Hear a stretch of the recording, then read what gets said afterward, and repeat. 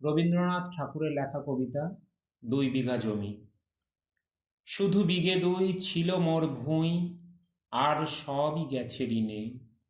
বাবু বলিলেন, বুঝেছ উপেন, এ জমি লইব কিনে। কহিলাম আমি, তুমি ভূস্বামী, ভূমির অন্ত নাই। চেয়ে দেখো মোর আছে বড় জোর মরিবার মতো ঠাঁই। শুনি রাজা কহে, বাপু জানো তো হে, করেছি বাগানখানা। পেলে 2 বিঘে, প্রস্থে ও দিঘে সমান হইবে টানা, ওটা দিতে হবে। কহিলাম, তবে বক্ষে জুড়িয়া পানি, সজল চক্ষে করুণ রক্ষে গরিবের ভিটেখানি। সপ্ত পুরুষ যেথায় মানুষ, সে বাটি সোনার বাড়া। দৈনের দায়ে বেচিব সে মায়ে, এমনই লক্ষ্মী ছাড়া। আঁখি করি লাল, রাজা ক্ষণকাল রহিল মৌন ভাবে। কহিলেন শেষে ক্রূর হাসি হেসে, আচ্ছা সে দেখা যাবে। পরে মাস দেড়ে ভিটে মাটি ছেড়ে বাহির হইন পথে। করিল ডিক্রি সকলে বিক্রি, মিথ্যা দেনার ক্ষতে। এ জগতে হায় সেই বেশি চায়, যার আছে ভুরি ভুরি। রাজার হস্ত করে সমস্ত কাঙালের ধন চুরি। মনে ভাবিলাম, মোরে ভগবান রাখিবে না মোহ গর্ভে, তাই লিখি দিল বিশ্ব নিখিল 2 বিঘার পরিবর্তে। সন্ন্যাসী বেশে ফিরি দেশে দেশে, হইয়া সাধুর শিষ্য। কত হেরিলাম মনোহর ধাম, কত মনোরম দৃশ্য। ভূধরে সাগরে বিজনে নগরে, যখন যেখানে ভ্রমি। তবু নিশিদিনে ভুলিতে পারিনে, সেই 2 বিঘা জমি। হাটে মাটে বাটে এই মতো কাটে বছর 15-16। একদিন শেষে ফিরিবারে দেশে বড়ই বাসনা হলো। নম নম নম সুন্দরী মম জননী বঙ্গভূমি। গঙ্গার তীর স্নিগ্ধ সমীর, জীবন জুড়ালে তুমি। অবারিত মাঠ গগন ললাট চুমে তব পদধূলি। ছায়া সুনিবিড় শান্তির নীর, ছোট ছোট গ্রামগুলি। পল্লব ঘন আম্র কানন রাখালের খেলা গেহ। স্তব্ধ অতল দিঘি কালো জল, নিশীথ শীতল স্নেহ। বুক ভরা মধু বঙ্গের বধূ, জল লয়ে যায় ঘরে। মা বলিতে প্রাণ করে আনচান, চোখে আসে জল ভরে। দিন 2 পরে দ্বিতীয় প্রহরে প্রবেশিনু নিজ গ্রামে। কোমরের বাড়ি দক্ষিণে ছাড়ি রথতলা করি বামে। রাখি হাটখোলা নদীর গলা, মন্দির করি পাছে। ত্রিশাতুর শেষে পৌঁছিনু এসে আমার বাড়ির কাছে।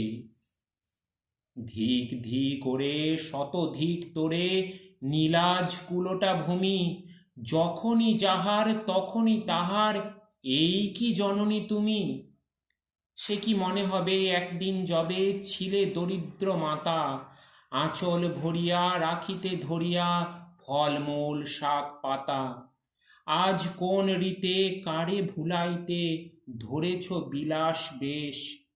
5 রাঙা পাতা অঞ্চলে গাঁথা, পুষ্পে খচিত কেশ।